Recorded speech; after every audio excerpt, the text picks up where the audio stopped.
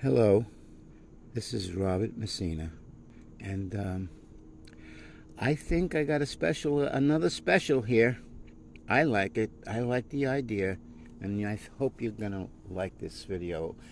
It expands on the word Kotel lenu in Hebrew letters is written once in the Song of Songs, chapter 2, verse 9. And that's what this video, the entire video, and it's going to be longer than an hour. The first two verses of the second chapter of the Song of Songs. I am the rose of Sharon and the lily of the valleys. As the lily among thorns, so is my love among the daughters. It's a Song of Solomon, and he devoted it to his 700 wives and 300 concubines that loved him and he loved them. The Lamb has one bride. That's us. Okay? It includes the Hebrew, Christian, and Gentile believers that are part of the church. For example, Peter was a Jew. All of Israel, right, are sometimes confused with one tribe or all the tribes. So a Jew can sometimes represent all the tribes, even though it should only represent one tribe. I'm gonna make the distinction. I'm gonna say Peter was an Israelite because he was from the Galilee of the Gentiles. But I consider Peter to be part of the church. He was the first foundational stone. His name went from Simon Bar Yonah to Cephas, the stone. And that was because Yehoshua was using him as a foundational cornerstone in the church that he was building.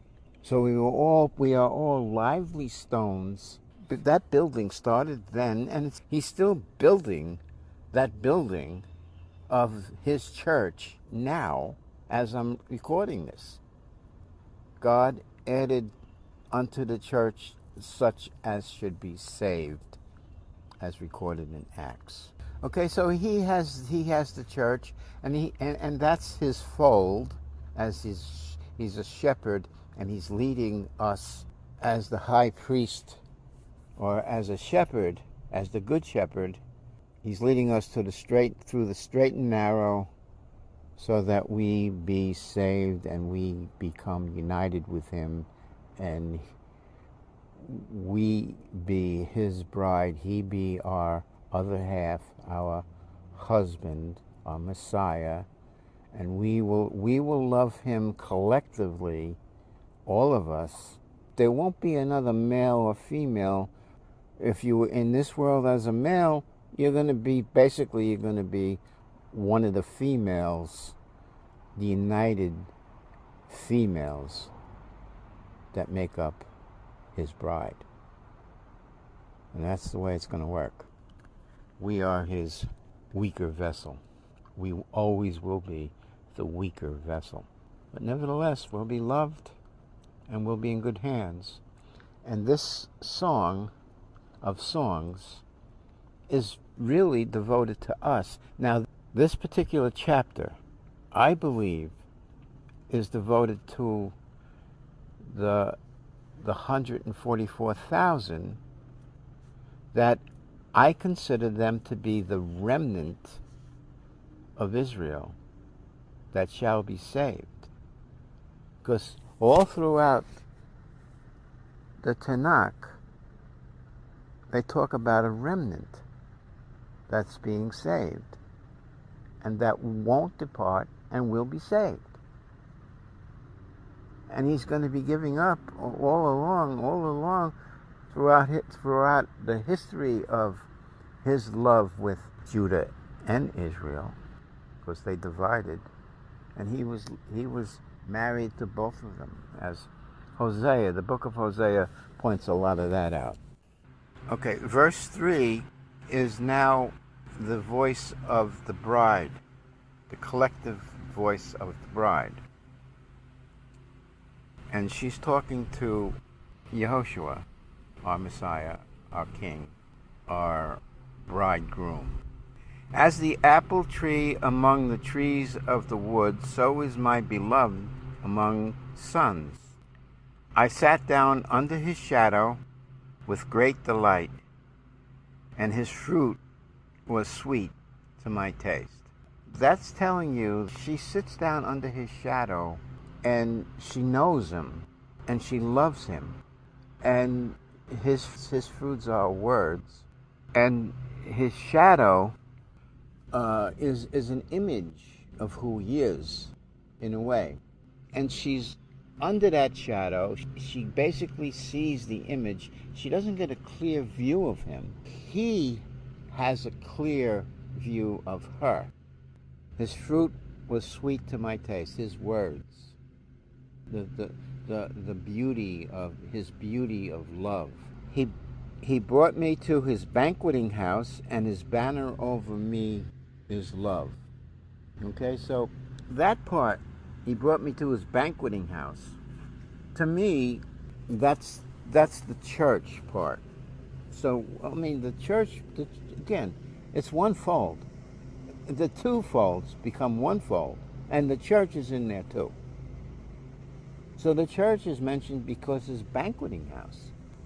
That part of us is there in the banqueting house.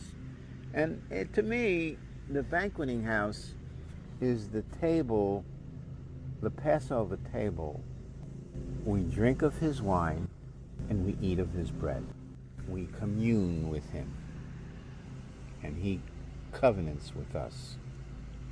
And we drink the redemption cup that he provides for us. And we eat of his bread, which he also provides for us. And that provision is a high price. But the banner over it is love. I mean, what better explanation of a banner of love is there than the fact that he gave his life for us? There's no greater love than that. Okay, and now verse 5, stay me with flagons. That's a flagon is where you bottle wine in. Comfort me with apples, for I am sick of love. We are sick of love, sick of his love. We are in love. We're sick. We're so in love that we're sick. His left hand under my head, and his right hand does embrace me. They're talking about a man and a wife and the love he has for his wife. I charge you, O daughters of Jerusalem, by the roes and by the hinds of the field, that ye not stir up nor awake my love till he please. Okay, so right now the remnant sees him sleeping. They consider him sleeping. He's not there. But he's going to awake. The remnant wants him to awake. They also want him to sleep until he pleases to awake. The voice of my beloved, behold, he comes leaping upon the mountains and skipping upon the hills. So it's sort of like he's coming and he's skipping, and he's not a bird, because in verse 9 he's like a roe or a young hart. Those are two very much like rams that are strong and leap and jump and very skillful and pleasing. When Adam named the animals, he named them beautiful and strong, the roe and the hart. Okay, now verse 9, let's continue with verse 9. My beloved is like a roe or a hart, again skipping above them, coming from the sky, skipping upon the hills. Now, then he says, behold, He stands behind our wall. He looks forth at the windows, showing himself through the lattice. I'm going to expand on that verse and also verse 14 later. A little bit on 14. But this is the verse that inspired me to put out this video. Verse 10, my beloved spake and said to me, rise, my love, my fair one, and come away. So at this point, I see this as the resurrection, where we rise. My beloved spake, he spoke, he with a loud voice, rise, Lazarus, rise up. That's a loud voice. The resurrection is going to come with a loud voice. It's going to be a trumpet of God. It's going to be the last trumpet of God. There are 7 trumpets in Revelation. The last one is the 7th trumpet. It's described as the kingdoms of this world has become the kingdoms of our anointed one, our Messiah. And there's another verse in Revelation that says, the angel swore by heaven that time, at the sound of the last trumpet, at the sound of the 7th trumpet, time shall be no longer. So time is no longer. The kingdom has come, and Jesus is back, because he comes back at the sound of the last trumpet. That's when he comes back. And he begins his rule and reign on earth, and we are with him, and we are under our vine and under our fig tree. This is the blessed moment that we've always been looking for. All of us have a hunger, be worthy to be considered for being resurrected at the first resurrection. Because there's another resurrection where everybody gets resurrected, and then after that there's a great white throne judgment. We have to go through that too, but we have an advocate. Our advocate is going to be right there, and we're gonna overcome that.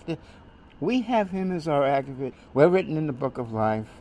We overcame. We're good to go forever and forever. Let's say true. It's absolutely true that you're not the judge of yourself. He's still your judge, and he could say, "Away from me, I never knew you." But even if that happened, you really don't have anything to lose, to give it all up to him anyway. What have you got to lose? Because he treats you sweet. He's very sweet to us. His burden is light and sweet. He is a God of love, and he loves us, and he speaks to us, as we're gonna see that clearly. I think it's pretty clear, but it's hard to explain a mystery. I don't know. This mystery about our wall. There's a verse in verse 9 that says our wall. Okay? That's what we're going to hone in on. Because the letters for the word wall in Hebrew are never written like that. It's only one time, and that's this time. Whenever you see that, you know there's something up. I knew there was something up with the name of Zebulun. When Leah named Zebulun, there was no... The word Zebulun has nothing to do with dwell. As if he's going to dwell with me, my husband is going to dwell with me, as if Zebulun meant dwell. And that's really the way they translated it. But every time they use the word dwell, they never use that one. This is the only time. That was the only time. I'm going to go through that to get you an idea of how the letters themselves can construct the meaning of the word. Just the letters, because every letter has a number to it, and it has a word to it. It's both a word. Every letter is also a word, and it's also a number. Okay, I'm gonna go through that. I did this clip on Leah naming her son Zebulun in a video I made on Cancer, Messiah, or Shepherd. So those are all the pictures. I'm going to first go to Jacob's blessing to Zebulun. 13. Zebulun shall dwell at the haven of the sea, and he shall be for a haven of ships, and his border shall be unto Zidon. So there you have Zebulun, and he's a haven of the sea and a haven of ships. So there's the word ships, and haven has to do with being a protective covering. Okay? Protective covering of ships.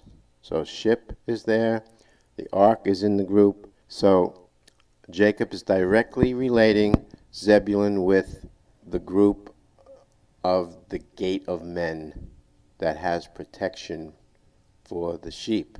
He uses the word haven twice, haven of the sea and haven of ships, and is actually using it 3 times, because when he says his border shall be unto Zidon, Zidon was like a fortified city where ships used to be protected. So he said haven by the sea 3 times. All right, now let's go into Zebulun's name. Let's go back to Genesis 30 when Zebulun is first named.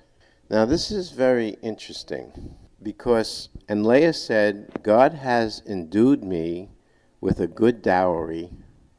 Now will my husband dwell with me, because I have borne him 6 sons, and she called his name Zebulun. Now if you look in the Hebrew there, the word that she uses for endowed and dowry are basically the same word. One's a verb and one is a noun. And then when she uses the word dwell, she calls Zebulun Zebulun the noun of that same verb. All right, so she uses verb, noun, verb, noun. It reminds me of the saying, if you talk the talk, you gotta walk the walk. So you see how that is composed of verb, talk, noun, the talk. Verb, walk, noun, the walk. Okay? And they're both the same except for one letter change. Now that's exactly what she's doing here. Now, first I'll do the English, and then I'll do the Hebrew. In English, she's saying, God has endowed me with a good endowment. Therefore, my husband will dwell with me, so I'll call my son dwelling. That's basically what she says in English. I mean, because she used, again, verb, noun, same word.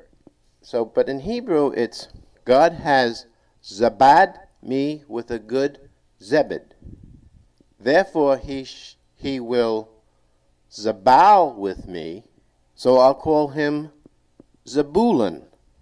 All right, so that's how it sounds in Hebrew. Now, those words, zabal and zebad, are only used once. The word for dwell is never used again as zabal. The word for endowment or dowry, never used again. This is the only time they're used. And I think what's going on here is not only a play on words, but a play on letters of the words. Because in Hebrew, every letter, it means something as a word. Now the Zayin letter, sounds like a Z, means armor or protection or weapon, a protection.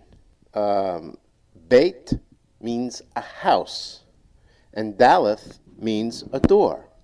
So when she says Dabad, if you look at the letters, what she's saying is a protective house that has a door. A protective house that has a door. And then, if you look at the word that she uses for dwell, she's saying a protective house of learning. All right? So she's saying, God has built me such a good protective house with a door that my husband will now stay with me in the house, in the protective house, and we will learn inside the house and we'll learn outside the house, because we're going to be going in and out of the door. The door is implied that you come in and you go out. Directly linking it with the gate of men, when Jesus said, I am the door. By me, men come in and they come out. And we learn of him. He disciples us. And there is the protection. I supply the protective house. All right? So I think that that is what. Both Zabal and Zabad have no root word, have no etymology root word. They don't know where it came from. And I think it was made up word. Maybe she was even getting it from the original name of the constellation for Cancer, the crab. I don't know.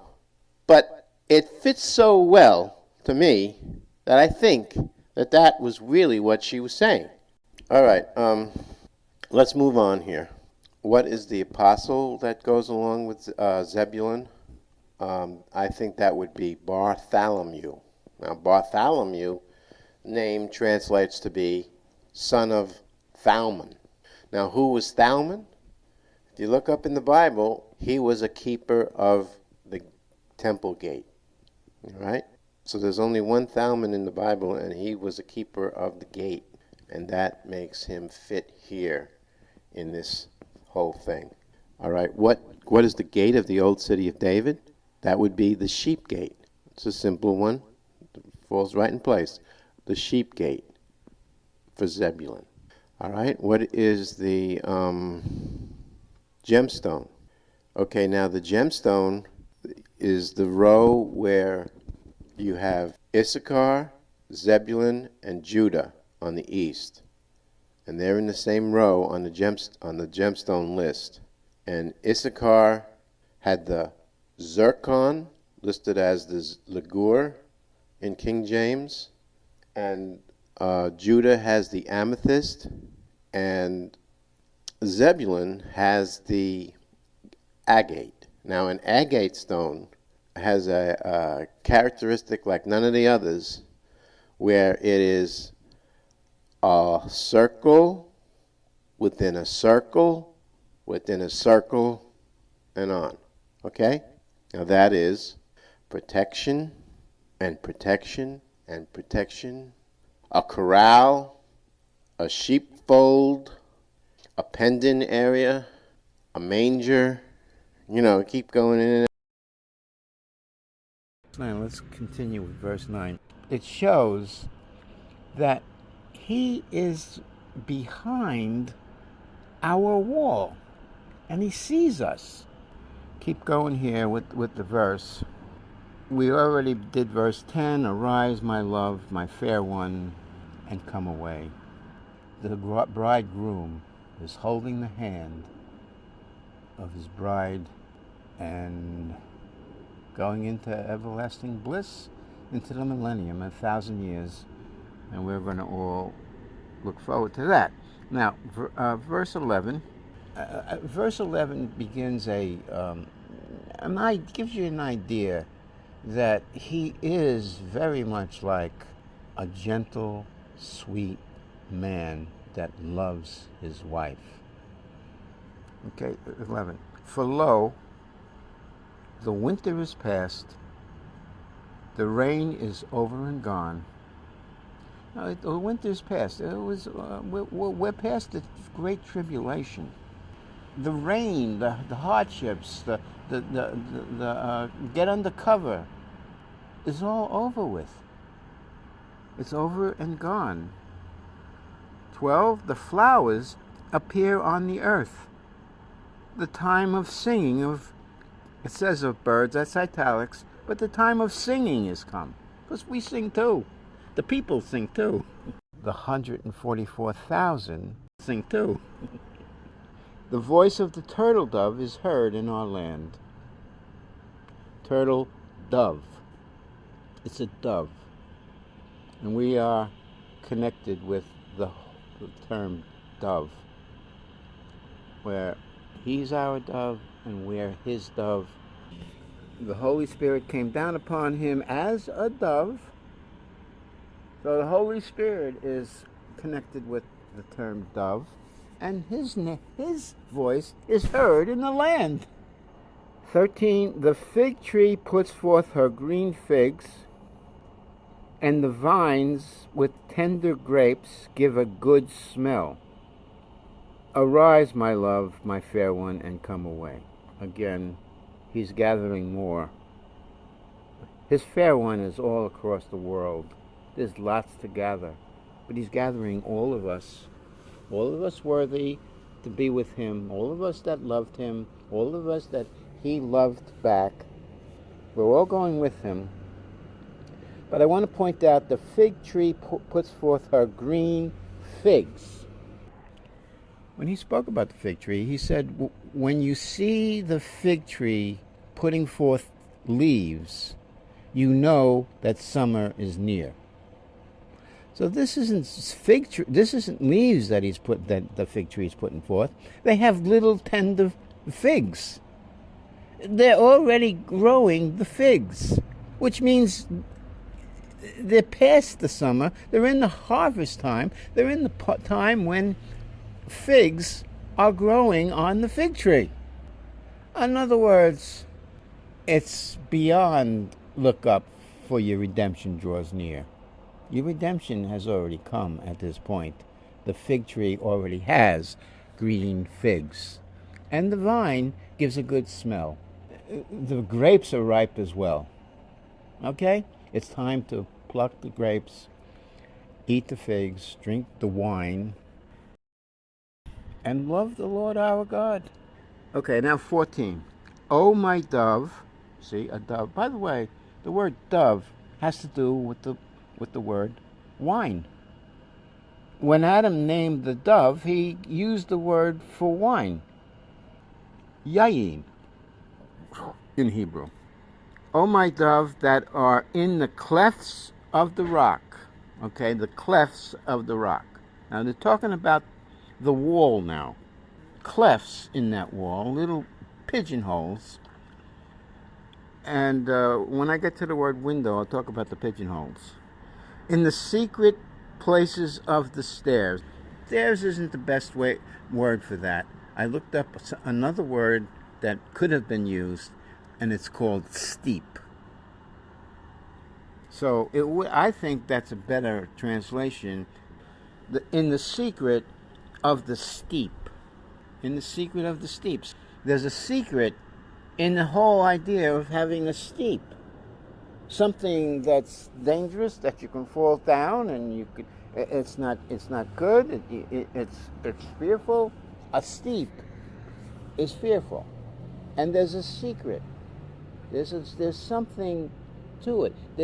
It's a secret because it's really nothing to fear. I think that's the secret. Let me see thy countenance. Let me hear thy voice. For sweet is thy voice, and thy countenance is comely. I want to hone in on voice and countenance that we just saw in that verse, because right before the word voice, there's an et, an aleph, and a tav. The first letter, first Hebrew letter, the last Hebrew letter, and that's used when that's used right before something very, very special that he has created. Everything is created, even the voice of the bride, and even her countenance. Okay, so that et is there. You don't see it. You don't see it in the verse. You have to actually see the Hebrew. to see that. So you see here, this is our love that wants to see us. He says, let me see thy countenance. In other words, we're at the wall and we're doing what we do and we're trying to communicate with our anointed one, our shepherd, our good shepherd, our love, on the other side of the wall, who is actually looking through it. And he sees us, we don't see him. For let me hear thy voice, for sweet is thy voice, and thy countenance is comely. So you see, we're accepted in his eyes. Satan is accusing us, making us, think that we're no good, we're sinful, but he doesn't look at it like that, because he's forgiving. We go before him every day, and we ask for forgiveness, and he forgives. We tell him we will forgive others the way you forgive us. We'll forgive others. We're going to be like you, and we do that. And when we do that, that's when he allows the forgiveness for us to go through. Otherwise, he says, if you don't forgive others, I'm not going to forgive you. 15. Take us the foxes, the little foxes that spoil the vines, for our vines have tender grapes. So Israel is now ready to be harvested. With the vine is ready to be harvested. Our grapes are tender, and all of the work that went into that vine the whole year is now at the end, and we're ready to pluck the grapes. It's harvest time. It's a good time. It's a sweet time. Now the little foxes know all about that, and they come to get as much as they could if they were able to. But there's a good shepherd that protects the vine, and the foxes have to get past him. A fox can be outfoxed, and he often is, and Jesus is the one that would do that, eat in many ways. When he got news that Herod was seeking him, he said, tell that fox, because that fox wanted to spoil his vine, and he got away. He had a thing to tell that messenger, and he called Herod a fox, and that's the same kind of a fox that's going to destroy the vine. Wants to mess it all up. But we are in his hands, and no one can take us out of his hands. 16, my beloved is mine, and I am his. Now this is the bride talking. He feeds among the lilies. In the beginning of this chapter, he called his loved bride lilies. And he's the lily of the valley. In other words, there's a male sperm, I don't know. But there's no, there is no more births happening. Once the millennium hits, no more births, no more marriage, no more giving in marriage. The wife that you had in this world is going to be in her father's lineage area. All the lineages are going to be separated. Wives and husbands are not going to be anymore. There's no more marriage. And there's a verse for that. 17, until the day break and the shadows flee away, turn, my beloved, and be thou like a roe or a young hart upon the mountains of Bethar. Again, the roe and the young hart are beauty and strong, and that's the way we can describe our Messiah. He is both strong and beautiful. He's beautiful. He's not like a woman is beautiful. He's just got a lot of beauty, a lot of glory, a lot of grandeur. Okay, so I'm going to be putting together the three Hebrew letters that make up the word Kotel for wall. And again, this is the only place these three letters mean the word wall. And it's called Kotel, our wall. And it starts with the Kaf. And the Kaf is the 11th Hebrew letter that means the palm of the hand, and it is used in Scripture to cover. For example, if you were naked, you would cover your nakedness with the palms of your hand. See? That's the idea of covering. It's the first word in Kadesh, meaning holy, separated. It has again, it's got the connotation of hiding something. And for us, it's hiding our sinful nature from the holy God. And the best place to see what I'm talking about is going to be Exodus 33. I'm going to read the whole passage and then I'll come back to verse 22, which I want to include what the Hebrew is saying in there. Starting at 18, Exodus 33:18.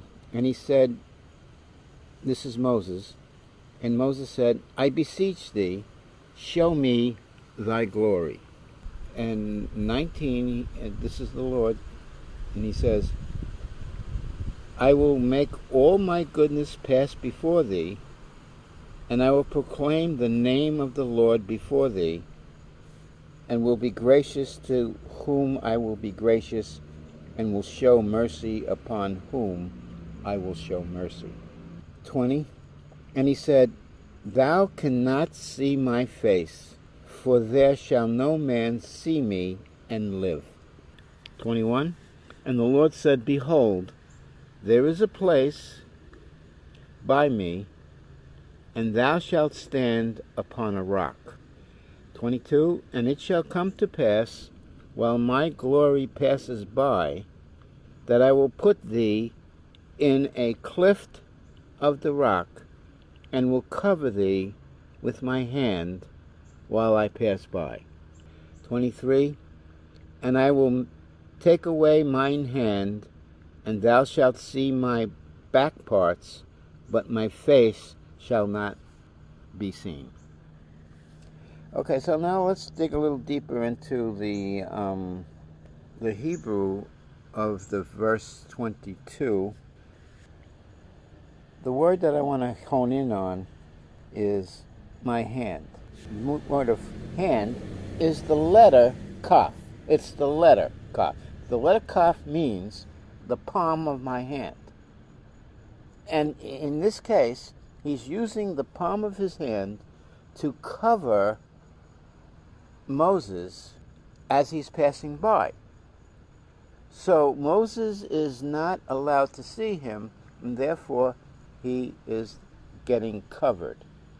And the palm of your hand is used, it's actually something that is done in the gifts of God. It's laying on of hands, transferring gifts from one to another is done with the laying on of hands, and it's used with that. That's the whole thing about it. It's a covering. I think of it as a covering, and that's why it's part of Kadesh.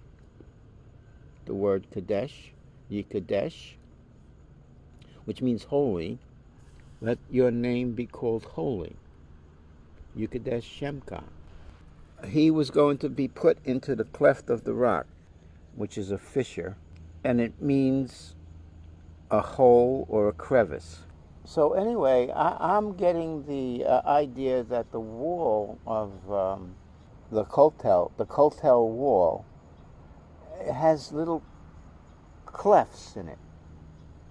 So I mean, I will put thee in the cleft of the rock, in the cleft, in a little opening, and those little openings that are in the wall are used by the people of the chosen of Israel that are praying to him daily praying to him.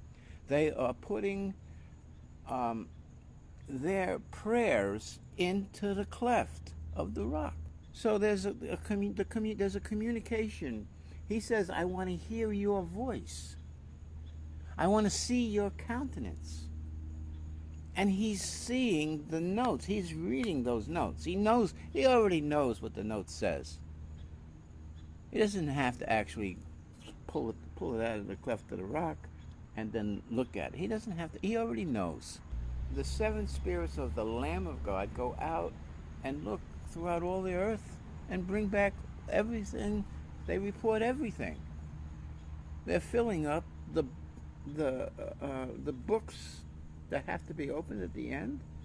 Those seven spirits of God are going out and filling up all the knowledge of everybody and everything.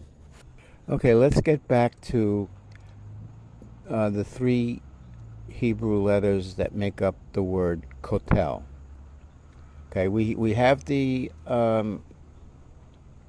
kaf, the palm of the hand, the covering, and the next letter is tav, and the tav means an outermost marking, and in the old Hebrew, the tav looked like the shape of an X, and it could easily be a cross. There's a wall, and there's no way that the disciples, those that are in prayer, those that are learning, the learners, which is the last Hebrew letter of Kotel, the lamed, lamedin, the learners, the teachers, those that study and themselves to be approved, the ones that are on the wall praying for more help and more this, more that, and those that are improving their lives, those disciples can't see their Messiah, who is on the other side of the wall, looking at them through the window, through the lattice, okay, through the little clefts in the rock, through the little pigeonholes. There's a cross that's blocking them. I'm talking about two sheepfolds of the Messiah, and they're both recorded in the book of Revelation. They would be those that are baptized in the name of the Father, the Son, and the Holy Spirit, which is the church, and that they're great in number. They're the great fold, the most numerous fold. There's also the 144,000. There's way more than 144,000 in the great fold, in the most numerous fold. Abraham's descendants are more than the stars in the sky, and also, another way of saying it, is more than the sand on the seashore. There's both ways, so pick your choice. But when Abraham was told that his descendants were going to be more than the stars in the sky, that's when he believed. That's the point where he believed what God was telling him. And it came to his joy, and he's been in faith ever since, and that faith was tested the day that he had to go to Mount Moriah, lift up his hand, and kill his only son. But he was stopped. It was just a test. But he passed the test. So people that say all you got to do is believe, well, you got to believe, and you got to and your faith is more precious than gold, and it's going to be tested. These are things that come out with this, okay? There happens to be a tav between the hand and disciple, because lamed could represent the disciple. The lamed it's the 12th letter. How many disciples does he have? 12. How many hours in the day? 12. How many hours in the night? 12. Also, there are 12 identities of Jesus.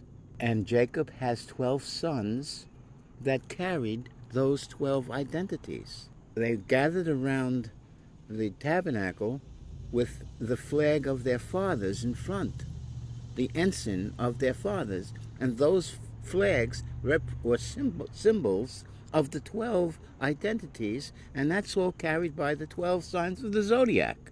There were 12 gemstones on the ephod.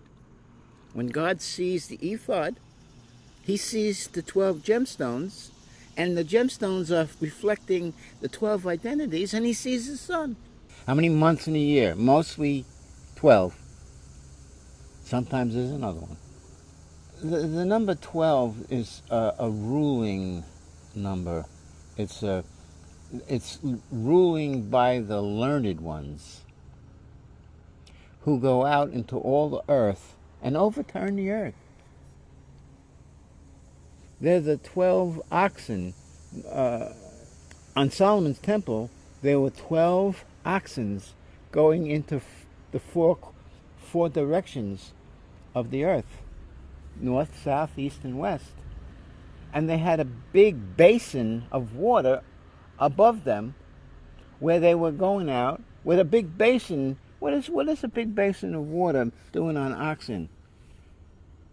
Oh, you mean the oxen that are going out and baptizing? Yeah. It's all there. It's all in symbolic terms. I mean, you just got to put the pieces together. So again, the only word for wall using kaf, tau, and lamed,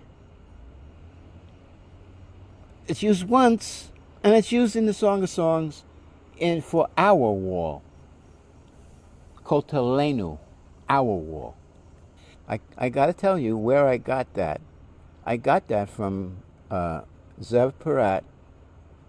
He mentioned it. And when I heard him say that, I was, wow.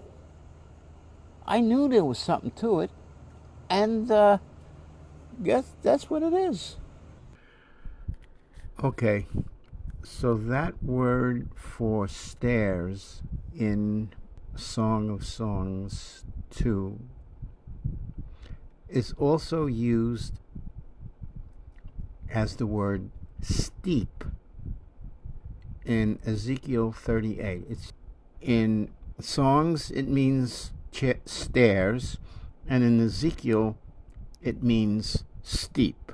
And those are the only two times you see those letters for stairs or steep. All right, so let's go to Ezekiel 38, because it's confirming that the secret of the steep is referring to when the seventh trumpet has already blasted, and we are in the resurrection. We're after the resurrection. Okay, that's another thing that confirms this.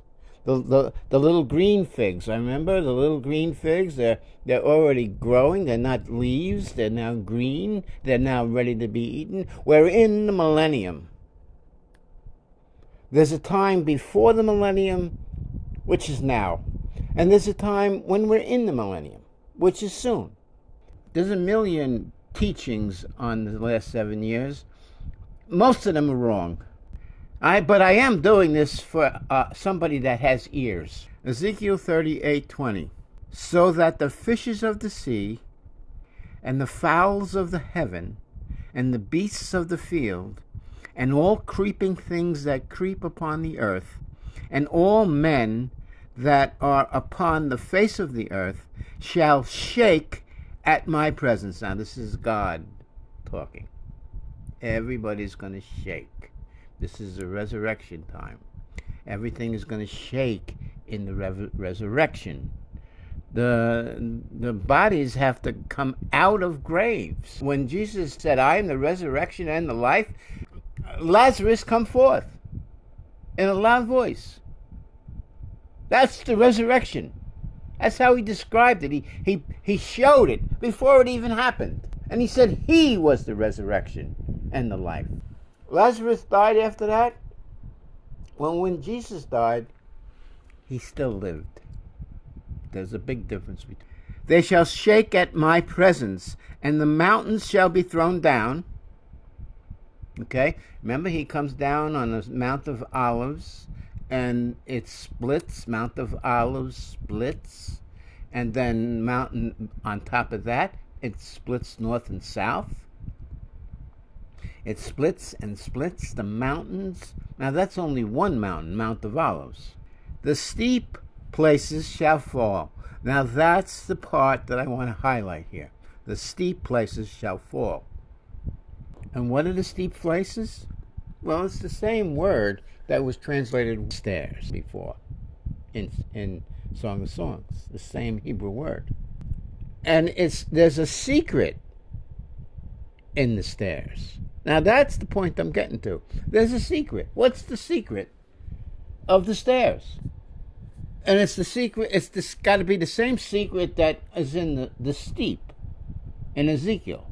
The steep of Ezekiel holds the same secret as the stairs do in Song of Songs. What is the secret? You want to ask me what I think the secret is? The secret is, don't worry about the fall. Don't worry about the steep falling. Don't worry about the stairs falling in the tribulation time.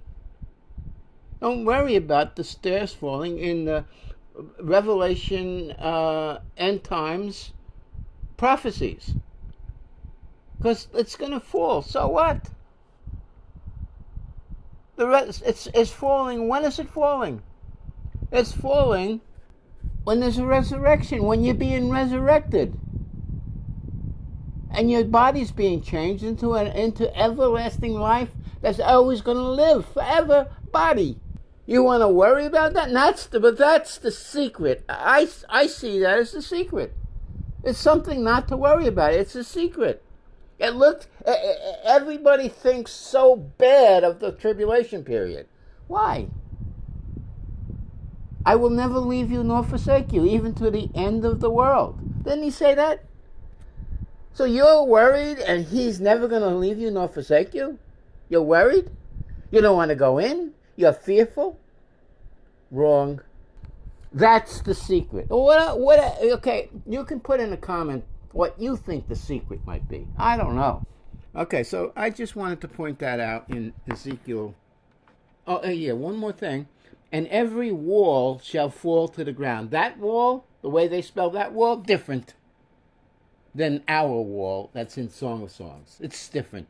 Our wall is only spelled one way in the Hebrew scripture. The way they spell that wall is our wall in the Song of Songs. That's it. Let's go back to Song of Songs 2, because there's two more things I want to talk about besides the fact that there's a mystery in our wall. And I believe our wall is here right now. And I'm going to go over it again anyway. I don't care. Our wall is here right now. We see it. You can go there. You can pray before it. You can put a little note in the cracks. You have to wear a yarmulke. That's the rule. So you wear a yarmulke. I know, because I did it. I prayed. And guess what? Guess what happened? Guess who was behind? I didn't even realize it.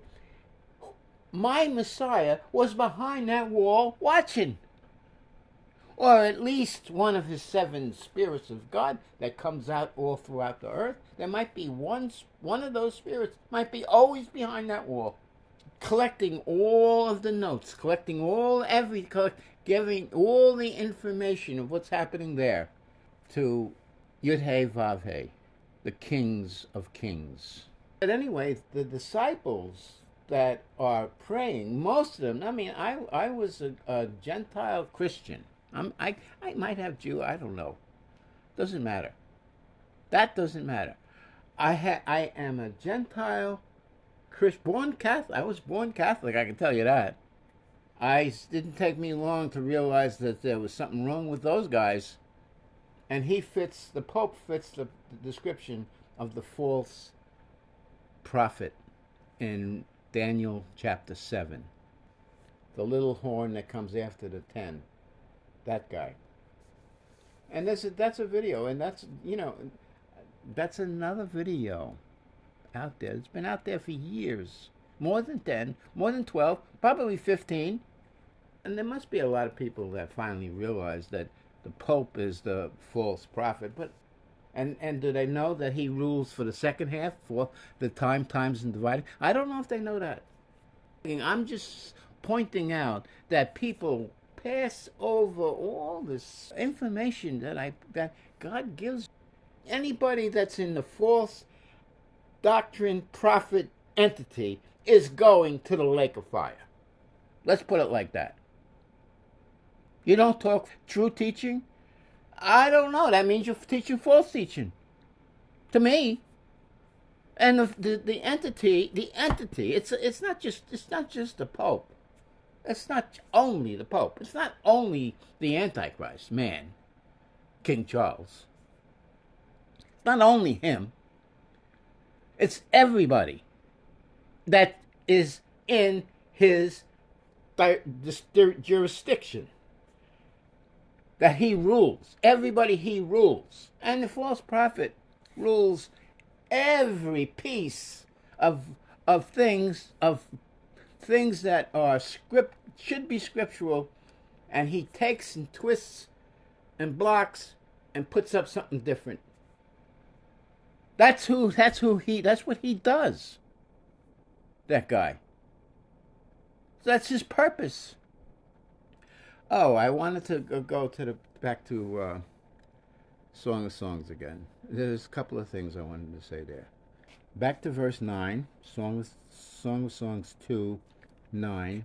My beloved is like a roe or a young hart. Behold, he stands behind our wall. That's where I'm getting. When we go there and we pray, we put our little note in, he's behind and he sees. And he doesn't have to have a wall in front of him. He can see right through the wall. Because that's how he is. He's God. And he has angels. And his angel can tell him, even if he can't see. He does have the eye. He does. He is in the flesh right now, seated at the right hand. He's in the flesh, but he's in a perfected flesh. He looks forth at the windows. So now you see that there's windows. Now that Hebrew word for windows is 11 times. They use the regular word for window. They use that 31 times.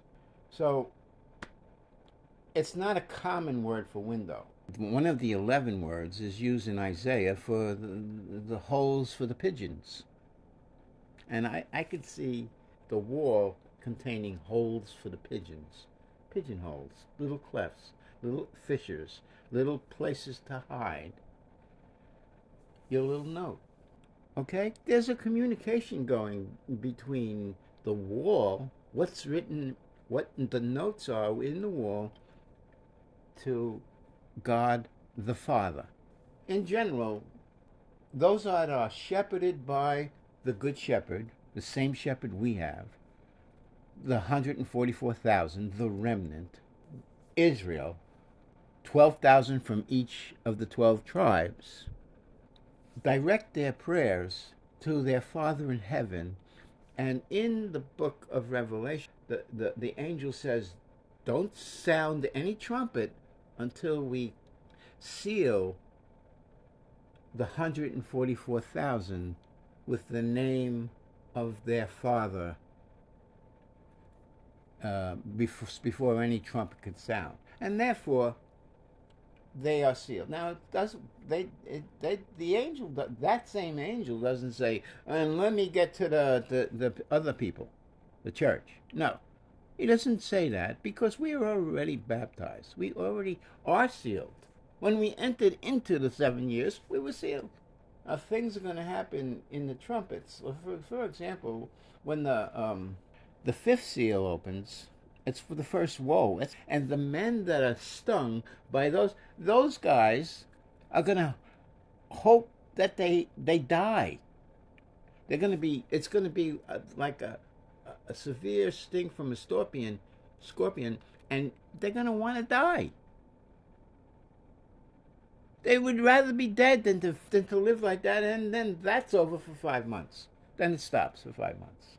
I don't know what happens, but I don't think that the torture goes on. I think they're relieved a little bit, and then the sixth trumpet comes, and in that trumpet, 1/3 of men, of mankind, die in the four wars. One less an hour, one a day, one a month, and one a year. And it could be, I think, it may be that way, but it might be the other way around, where the day and the hour come last. Because of the verse that says, no man knows that day or the hour. Because once the sixth trumpet has expired, the seventh trumpet rings. And he comes back. And we have our millennium. There's no more time. And there's 7 vials of wrath. And there's still 280 days. 7 weeks of 40s for the 7 vials. Okay, so anyway, back to the windows. He, meaning the Messiah, looks forth at the windows. He's looking at the windows, showing himself through the lattice. Now, it doesn't say that he shows himself through the windows, but he's looking at the windows. But it does say that he shows himself through the lattice. Oh, so they got a brief vision with the being when the lilies sit in his shadow. They get a little bit of an image of what his shadows looks like. He's standing behind the wall. They can't see him. He does show himself through the lattice. Now, so all of a sudden they can see him. A little bit. They can't see him a lot. They don't have a big picture of him. But they can see him. Sort of like they can see his shadow, they have an idea. They can see him through the lattice, they have an idea.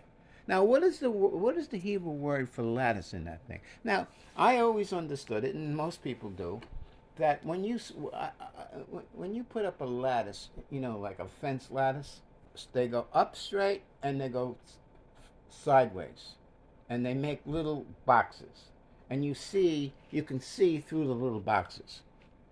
Okay, to me that's a lattice, and that's what I always thought they were looking through. A lattice, something like that. But I looked up the word, and it has to do with a net. The root of that word for lattice there has to do with the word net.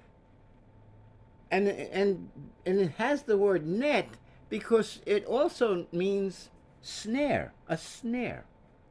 And the first thing that comes to my mind is the kingdom of heaven is as a net.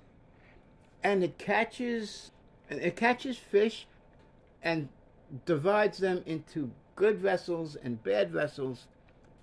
The good vessels are saved men, and the other guys, they're not, because there's a lot of people that fall away. There are a lot of netted people that come into the kingdom of God through the gospel, mostly through the gospel. Peter was a fisher of men. He wasn't so good when he denied him 3 times, But once he was baptized in that Holy Spirit, he became the fisher of men that he was supposed to be. And the first time he spoke at the day of Pentecost, when everybody was getting changed, when the Spirit of God was coming upon the multitudes, the men that appeared to be drunk, and there were many people that see this, and there's a big crowd. This is day of Pentecost. That everybody's supposed to go there. This is a setup. He fished 5,000 that day. And then there was another time, not too much later, he fished 3,000. He was a fisher of men, as he was called by the mighty one. The authoritative word said, "You are going to be a fisher of men." He left his nets. Why? I mean, he could have been a fisherman of regular fish, but he wouldn't have been no Apostle Peter if he just stayed with his net. So anyway, the lattice that they're talking about is a net. And now, how could he be shown? The next question is, okay, so a net, and I'm saying it's a net of fish. How could he be showing himself with a net of fish? Well, doesn't that explain what happened with Peter? He went from Simon Bar Jonah to a rock, and now we could see that there's a net. He has a net that catches 5,000. Okay, now let's consider once again the little event that Moses had with Yud-Heh Vav-Heh.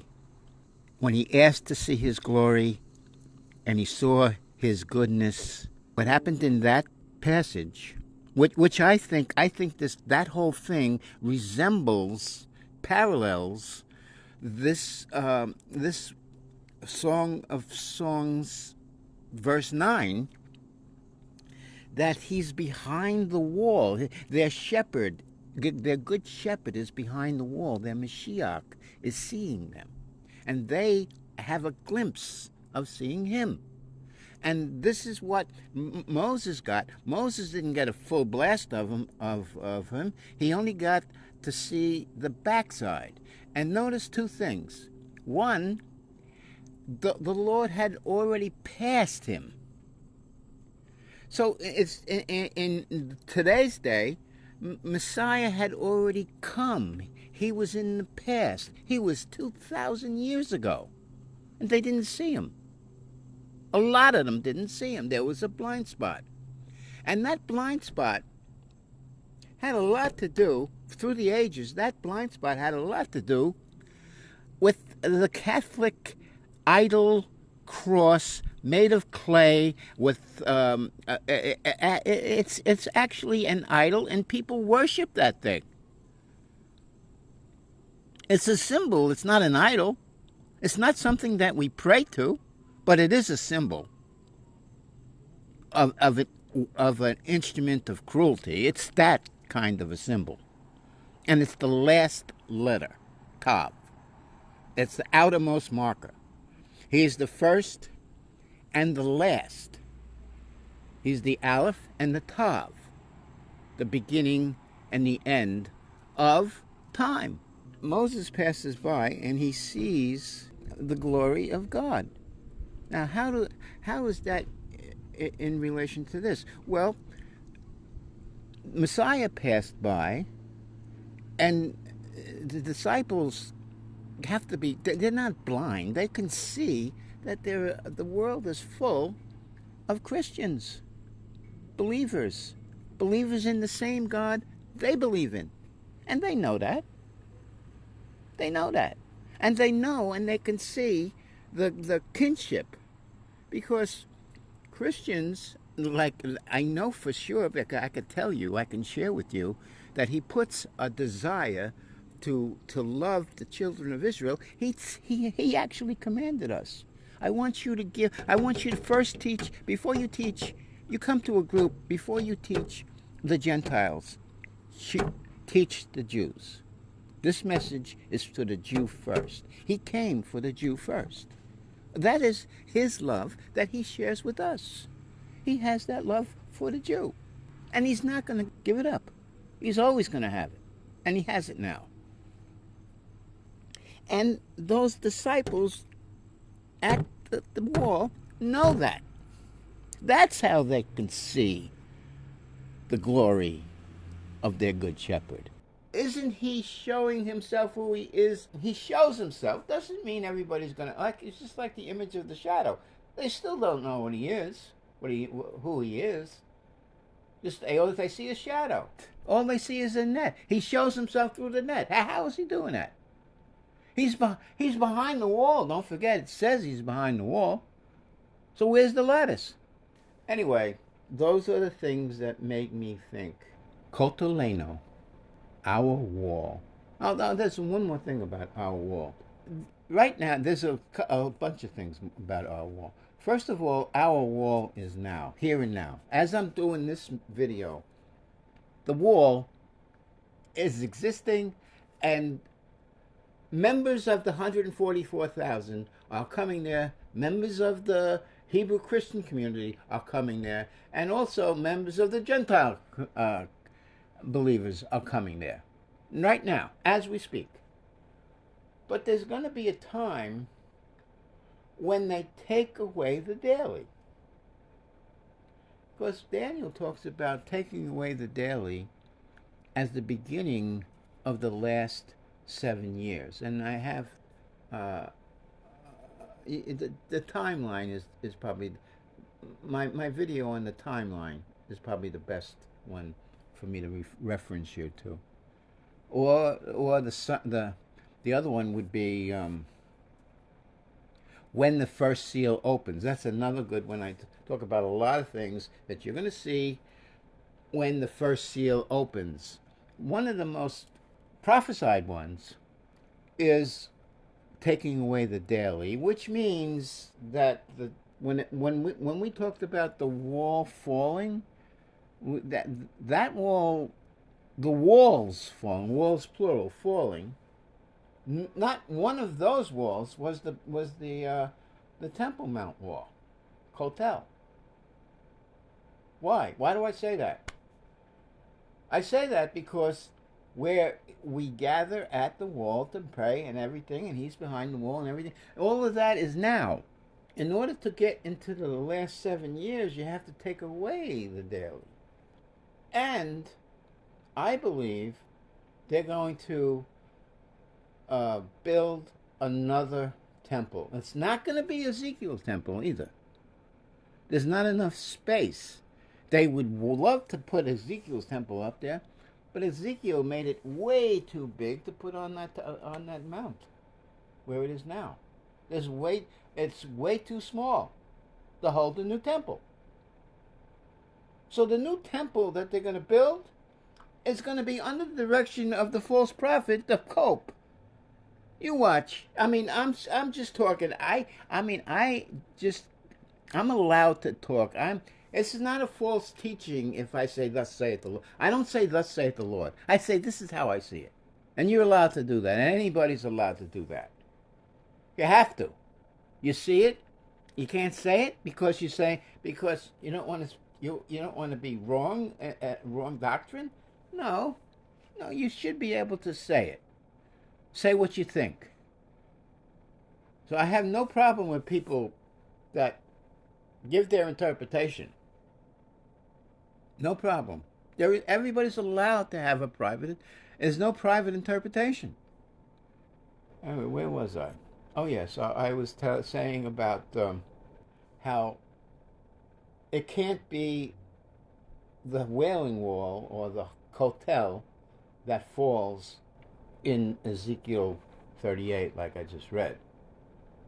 That's not going to be the resurrection is not going to hurt that wall because that wall isn't going to be in existence anyway. What will be in existence on that mount that will fall? The cheapskate temple that they tried to put up, where it is prophesied that the man of sin blasphemes against God in the midst of the week, in the divided piece of the week, after the first 1,290 days, he will blaspheme and call himself God. And that's when he dies. The man dies without hand. In other words, an angel kills him, probably the way the angel killed Herod, the one that wanted to kill Jesus. The angel killed him. It wasn't a man, it wasn't an eruption, nothing. There wasn't an army, it wasn't a battle, nothing. The angel just killed him. And now you have a beast with 7 heads, 10 horns, ruling for the first 3.5 years, and all of a sudden, you don't have a ruler. Your ruler is gone. So who takes over? The Pope. And the Pope takes over the rule of the world, the same rule that the beast had. He takes that over for the next 3.5 years. Well, time it's written time, dividing of times. There's got to be a way to distinguish between which half you're talking about, and I think it's pretty clear that they gave us the ability to make a distinction, because when they talk about the 42 months, that's the time of the first half, and they interject 1,260 days, 30 days for each month, 1,260. They interject that so that nobody can put any kind of other number in there. You can't. And then the same thing with the time times dividing of times. And that one you could put different numbers in, but in order to get 3.5 years, you have to have a time, a year, a times 2 years, and a dividing of a time, a half a year. You have to have that in order to get to 3.5 years in the second part. I think this is my personal opinion. When they kill the 2 prophets, they're going to kill the 2 prophets in the middle of the week, and they're going to be left to dead for 3.5 days. It says 3.5 days. I think that 3.5 days can be 3.5 years, because it's time times dividing of time. 3.5 days. The day could represent a year. That's a prophecy. That's what you can do in prophecy. That's what people do in prophecy, and that's absolutely correct. The 70 years of Daniel, you have to substitute different time periods. For the first 7 weeks, I substitute 7 decades. I say a week is 7 decades, 70 years. So 7 of them are 490 years. And now you go to 62 weeks. 62 weeks of what? I'm saying 62 weeks of months. 62 weeks of months is the time from the birth of Jesus to the day that he goes up into heaven. Exactly the day. And in that calculation, you have to use exactly what a month is. You can't even use 29 and a half. You have to use 29, and the fraction that comes after 29 has to be exactly what the scientists say that a month is, in order to get it to come out to the exact day that he goes up into the clouds. And the trumpet says